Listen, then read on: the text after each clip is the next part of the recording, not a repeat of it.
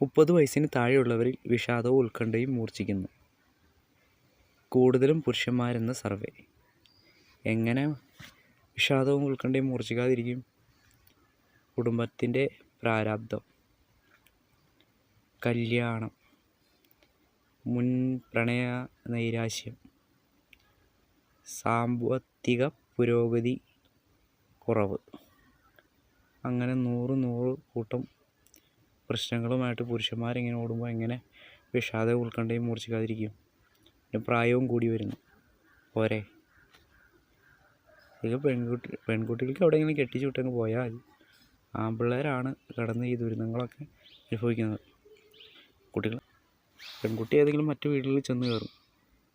പുരുഷന്മാരൊക്കെ ആണെങ്കിലും ആ കുടുംബത്തിലേക്ക് വരുന്ന പെൺകുട്ടി അടക്കം പലരെയും പരിപാലിക്കേണ്ടതായിട്ടുണ്ട്. അതായത് പണക്കാരായാലും കേട്ടോ, മിഡിൽ ക്ലാസ് ബോയ്സ്, വാഹന ലോണ്, അങ്ങനെ ഒരുപാട് പ്രശ്നം, അധികം പൈസ പ്രശ്നങ്ങളാണ്.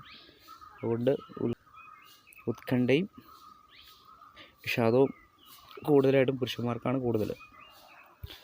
സ്ത്രീകൾക്ക് കുറവാണ് എന്നല്ല, സ്ത്രീകൾക്കുണ്ട്, പക്ഷേ ഏറ്റവും കൂടുതൽ പുരുഷന്മാർക്കാണ്.